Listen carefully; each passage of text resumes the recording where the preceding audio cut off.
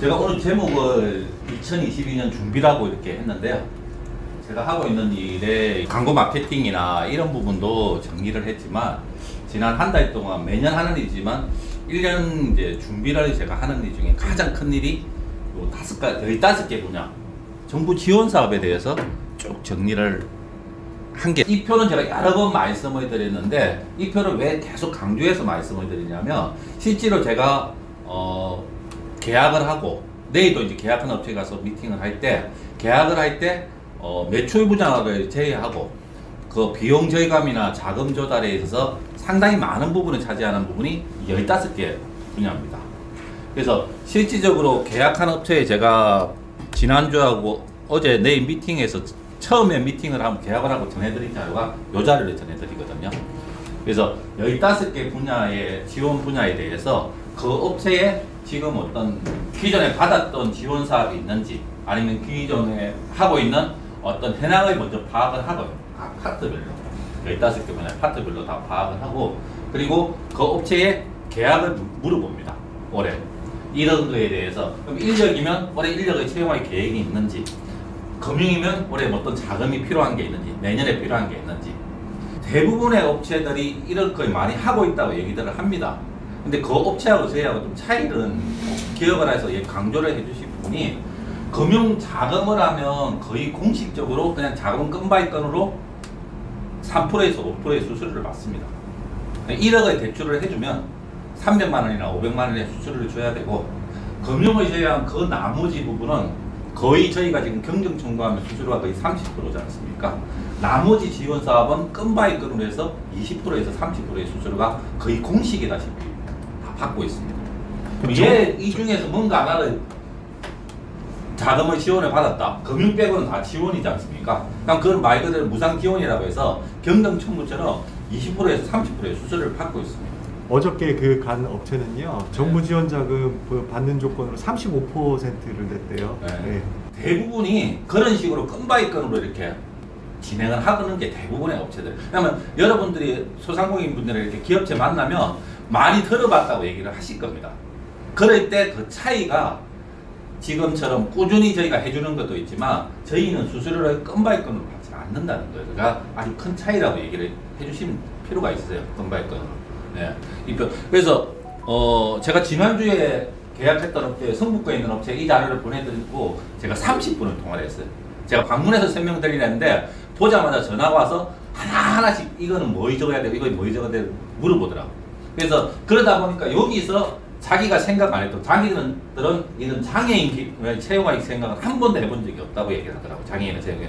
근데 이 표를 보니까 이 생각 안 했던 부분이, 그러니까 이 표를 딱 놓고 지금 현황하고 계획을 하면 이 표를 가지고 하나하나씩 이제 시간을 갖고 도와줄 수 있는 부분이 생기는 거죠. 1년, 2년 계약 기간 내내 도와줄 수 있는 부분이 생기는 거고. 그래서 여기 보시면 좀 전에 잠깐 얘기를 했는데, 기존에 자금을 필요로 하는 업체에 가서 상담을 하다 보면 거의 대부분은 벌써 기존 대출 다 있으세요. 사업하시는 분들 대출 없으신 분들 없거든요. 그러면 그 자금부터 먼저 확인하는 게 필요합니다. 어디서 대출을 해서 얼마 금액을 몇 프로 금리로 언제까지 상환할 건지를 체크를 하면 또 대출 금리를 조금이라도 낮은 금액을 알아봐 줄 수도 있는 거고, 그리고 상환 만기일이 다가오면 그 전에 미리 자금을 갚아야 되잖아요. 이건 자금은. 그래서 이 표를 갖다가 꼼꼼하게 체크를 해달라고 얘기를 하면 또 일이 생기는 거예요. 또 새로운 자금. 근데 그 사장님이 딴 데 하면 또 자금을 새로 알아볼 때 또 3%나 5%의 수수료를 또 줘야 돼. 또 주고 계속 그게 반복하는 일을 하시는 거예요. 계속. 조금 뒤에 제가 경정 청구도 마찬가지 과정에 거치게 됩니다. 그리고 기술 개발이나 이런 거 할 때도 이게 자금이든 정부 지원 사업을 할 때 어떤 기준들이 여러 가지 있는데 플러스 요인이 되는 게 있습니다. 가점을 주는 게. 이게 그 항목들이거든요. 이게 항목들입니다. 그럼 이것도 그 어떤 업체에서 지금 이 중에서 어떤 게 한두 개라도 했던 게 있을 거고, 이 이름만 보면 이게 정확하게 뭔지는 몰라도 이런 거는 우리한테 해당이 되지 않는 거를 저는 좀 체크를 해달라고 합니다. 그럼 그런 걸 보고 진행을 할 수가 있는 거죠. 아까 대표님 얘기했던 기업 확인 인정도 여기 다 있습니다. 인정, 확인 이런 게 여기 다 있습니다. 이런 것들을 하는 이유가 계획의서에서 하는 이유가 가점을 받기 위해서, 플러스 요인을 받기 위해서. 그래서 이 표를 전해드리고 계약하고 두 번째 미팅 갔을 때 이 표를 전해드립니다. 그래서 왜 이런 걸 하는 거고 이런 게 다른 데하고 차이라고 얘기를 할 수 있는 거죠. 여기에 있는 인정 하나 하는 것도 마찬가지로 20% 30% 수수료로 건바이 건으로 다 진행을 하고 있습니다.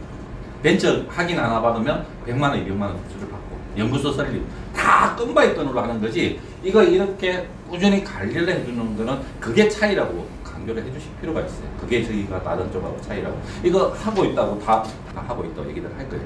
오늘은 이제 지금 2002년 조세 지원제도하고 세금 문제를 얘기할 건데, 자, 이 15개 부분 중에서 요 14번째 조세 지원에 대한 얘기를 할 겁니다. 조세 지원에 대한 얘기.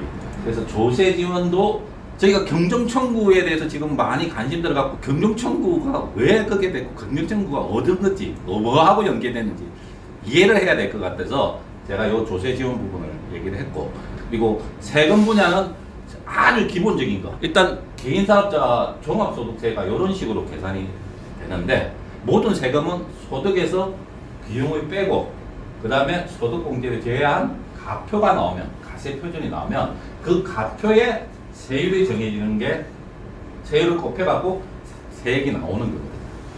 그러면 그 다음에 나온 세금을 갖고 공제를 받거나 감면을 받을 수 있는 게 세공제 감면인데 조세지원제도는 이 부분이 돼요.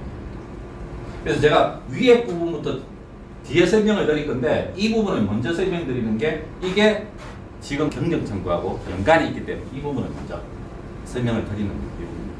이게 개인사업자도 있고 법인도 똑같습니다.